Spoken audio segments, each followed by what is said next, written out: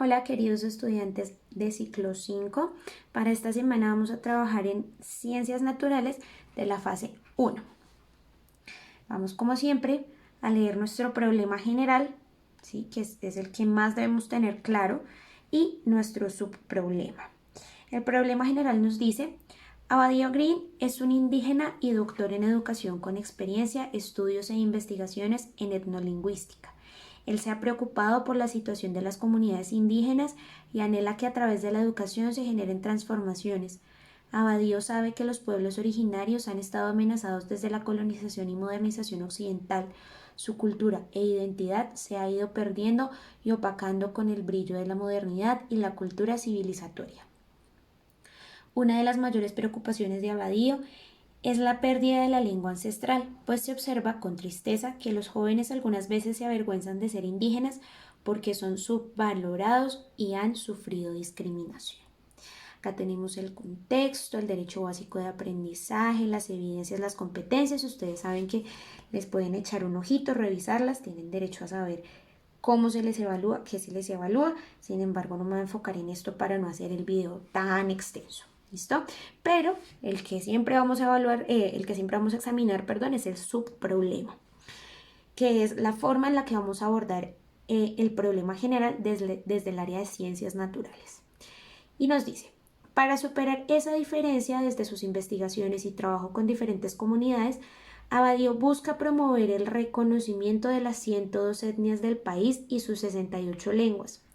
Además, busca contribuir a la recuperación de la identidad cultural y la memoria lingüística a través de espacios propios, destacando la medicina tradicional, los saberes locales y ancestrales, la danza y la música, los festivales tradicionales, todo ello a través del diálogo e intercambio de saberes entre diferentes actores intergeneracionales, instituciones, organizaciones, movimientos y colectivos. ¿Cómo incentivar la participación de jóvenes en la recuperación de la memoria lingüística y cultural? Las generaciones actuales y las venideras son las responsables de preservar los saberes ancestrales y tradicionales. Es indispensable que los saberes académicos se articulen con los ancestrales y se garantice la conservación de la identidad, territorios, la seguridad alimentaria para los territorios y la protección de especies nativas y cultivos tradicionales enmarcados en el respeto por la naturaleza. Vamos a continuar acá con el mapa conceptual, en donde vamos a ver un poco de estequiometría. Esto tiene que ver con temas de química directamente. ¿Listo? Vamos a hablar también un poco, esto tiene que ver como con las unidades, un poco de medida y demás. Ya vamos a verlo un poco más adelante. Vamos a hablar entonces de estequiometría, y muchos dirán: uy, ¿qué es esa palabra tan rara? Y la verdad es que la estequiometría la hemos usado más de una vez en la vida. La estequiometría es una parte de la química que básicamente estudia las cantidades de sustancias que intervienen en una reacción química.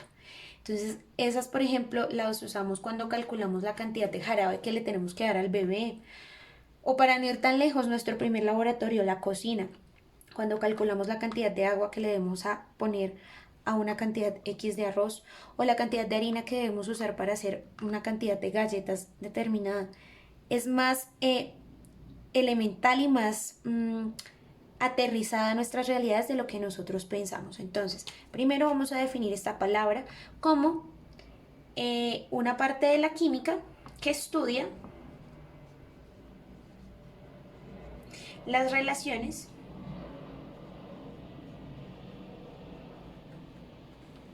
cuantitativas, o sea, de cantidad, cuantitativas, entre las sustancias que intervienen en una reacción química.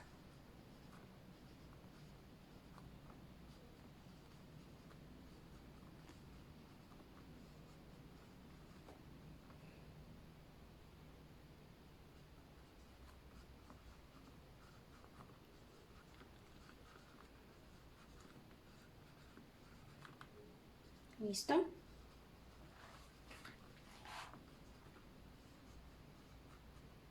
Importante tener esta definición en cuenta y saber entonces que esta palabra no es tan ajena como nosotros pensamos. Entonces, vamos a comenzar hablando de la relación estequiométrica entre masa-masa. ¿Qué quiere decir que sea una relación masa-masa? Significa que solo vamos a trabajar con unidades que nos representan a esta magnitud, es decir, el gramo en principal medida. El gramo como unidad principal, pero eso también incluye los submúltiplos y los múltiplos, como el kilogramo o como los miligramos. Miligramos o kilogramos. ¿Listo? ¿De qué? De los elementos, de los compuestos, de las sustancias que estén implicados en una determinada reacción. No vamos a ponerlo en términos de reacciones químicas complejas. Vamos a irnos nuevamente a nuestra cocina. ¿Listo? Resulta que en el ejemplo que nos ponen aquí, a Abadío se le ocurrió hacer galletas. Él estaba antojado de galletas y quería hacer galletas. Entonces, usó 200 gramos de harina. Cuando queremos decir gramos, podemos usar únicamente esta G, esa G minúscula, y eso significa gramos. ¿Listo? Usó 2 huevos,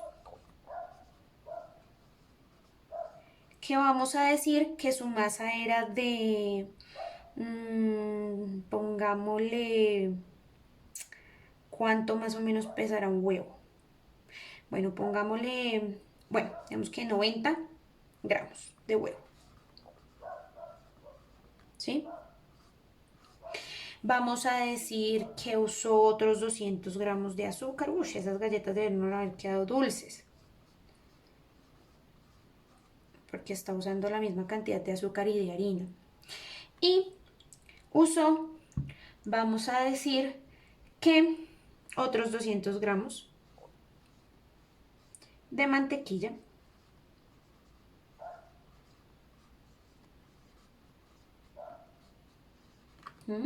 Y eso lo llevó a obtener 10 galletas en total. ¿Cuál es el truco acá? ¿Y por qué se llama una relación de masa-masa? Porque, si nos damos cuenta, todas las unidades que se encuentran en nuestros reactivos están dadas en gramos. Y los gramos son una unidad que mide la masa. ¿Listo? Por eso es una relación masa-masa. También vamos a encontrar la relación estequiométrica entre volumen-volumen. Eso significa que vamos a tener magnitudes que están relacionadas principalmente con el litro. ¿Cómo cuál? Como el litro mismo, como el mililitro, ¿cierto? Unidades de pronto más pequeñas que el litro, o como el metro cúbico, ¿cierto? Pero siempre unidades que nos representan volumen. Entonces, un ejemplo.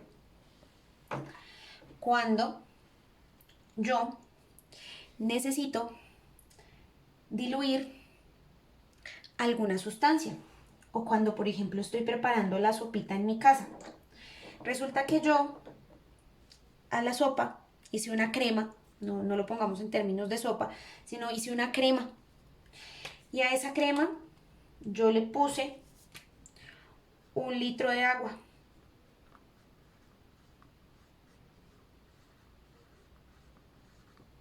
¿Cierto? Pero resulta que con el litro quedó muy espesa. Entonces yo le voy a poner otro medio litro de agua.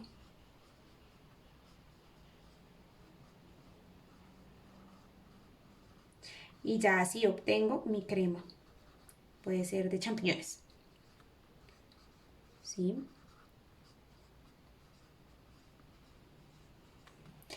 Le doy 1 litro de agua. Tengo 1 litro de líquido, tengo 1 litro de crema, ¿cierto? Original. Y le pongo otro medio litro para diluirlo un poco, para bajarle la concentración, para que me quede más agüita, mejor dicho. Otro ejemplo de relación volumen-volumen puede ser cuando yo voy a hacer aseo, ¿cierto? Tenemos algo llamado el cloro, o el Clorox, como lo conocemos en lo comercial. Pero si ustedes se dan cuenta, a veces uno usa ese Clorox puro y eso despide unos gases muy fuertes. Entonces necesitamos que bajarle la concentración para que no nos despida esos gases que nos pueden incluso hacer ahogar. Entonces, por ejemplo, yo voy a decir que para lavar mi baño, yo voy a usar 3 litros de agua y que a esos 3 litros de agua le voy a poner 150 mililitros, así se abrevia mililitros, de Clorox. Y así hago una mezcla volumen-volumen. ¿Y qué me resulta de acá? Cloro o Clorox diluido. Entonces, volumen-volumen, porque nuevamente este nos está involucrando medidas que tienen que ver con el volumen. Los mililitros, los litros, son medidas, son unidades, perdón, que nos miden o nos representan volumen. Dentro de las relaciones estequiométricas encontramos también la de masa-volumen, que como por su nombre ustedes intuirán, tiene que ver entonces con unidades o con magnitudes que nos representan masa, es decir, que están sobre los gramos, los kilogramos, ¿cierto? O los miligramos, y con unidades que tienen que ver con los litros, los mililitros o los metros cúbicos. ¿Listo? Así se simboliza el metro cúbico. ¿Cuáles, digamos que son? Hay varias relaciones que podríamos ejemplificar acá. Una de ellas, la que más frecuentemente me gusta usar, es la del tinto. Y es que en qué casa colombiana no tomamos tinto. Entonces pónganme atención.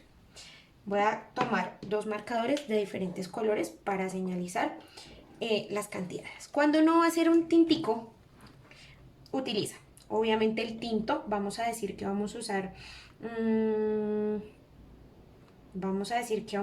100 gramos de café.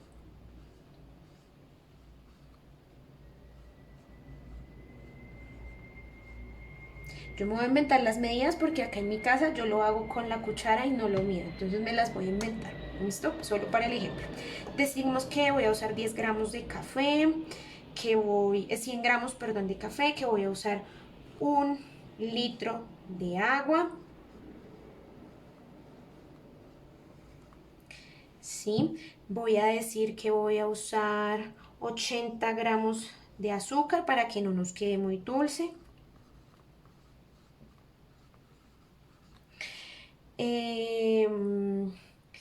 Y ya voy a decir que esas son mis cantidades, perdón. Entonces, estas son mis reactivos, ¿cierto? Tengo acá, con verde voy a señalar los que me dan masa. Entonces, los gramos, los 100 gramos de café, los 80 gramos de azúcar. Y con naranja voy a señalizar aquellos que tienen que ver con el volumen, como el litro. Ahora, yo puedo decir, y esto, bueno, esto nos da como producto, estos reactivos nos dan como producto un rico y delicioso tinto, ¿cierto? Yo puedo decir que así, por ejemplo, el tinto me quedó muy concentrado.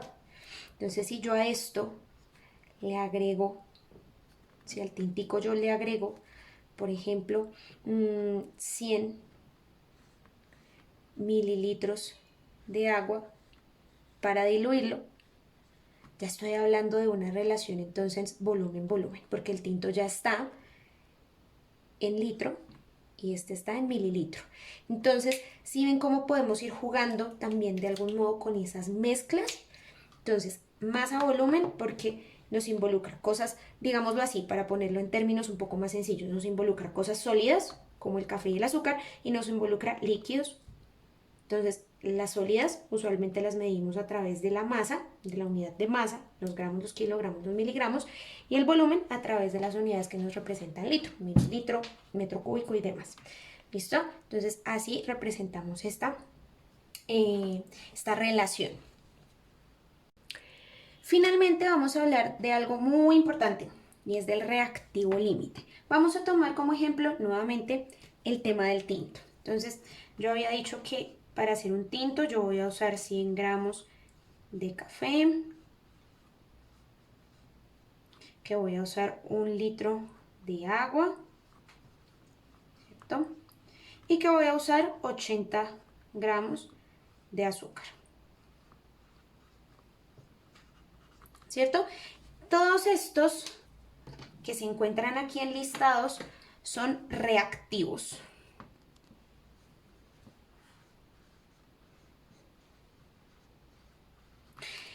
Los reactivos son esas sustancias separadas que más tarde van a formar una mezcla. Una vez estos reactivos se mezclan, van a formar nuestro tinto, ¿cierto? Y el tinto será nuestro producto.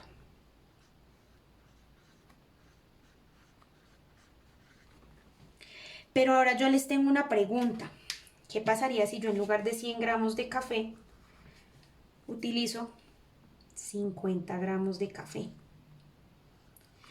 Digamos que con los 100 gramos el tinto queda espectacular. Pero ahora, ¿qué pasa si yo uso los 50 gramos?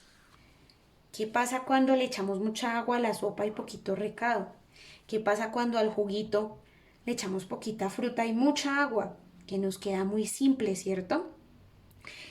A ese reactivo que nos afecta el resultado, el producto, le vamos a llamar el reactivo límite. ¿Listo? Entonces, es ese que nos está condicionando el resultado, es ese que nos está condicionando que el producto esté bien y sea de buena calidad. ¿Listo? Es el que usualmente primero en una reacción química normal en laboratorio sería el que primero termina de reaccionar y ya, y se acaba. En este caso sería el que nos está condicionando. Entonces, si yo uso 50 gramos de café, probablemente ese tinto me va a quedar como feito, me va a quedar como simple, me va a quedar como agua con azúcar nada más. Ese es el reactivo límite, el que nos condiciona la obtención de ese producto, de un producto bueno de calidad. ¿Listo? Entonces, ya teniendo toda esa información y esas explicaciones, vamos a leer muy bien toda la información que trae nuestra cartilla y vamos a comenzar a desarrollar las actividades. Son actividades que involucran igual medidas así, de tipo de cocina, de harina, mantequilla, huevos, ¿cierto? Porque recordemos que nuestro primer laboratorio no es uno químico, sino nuestra cocina y ahí mismo podemos obtener información muy valiosa. Entonces, cualquier duda, inquietud, pregunta que tengan en el desarrollo de estas actividades, de estos ejercicios, no duden en hacérmelo saber y cuando tengan tiempo, no olviden programar su clase virtual.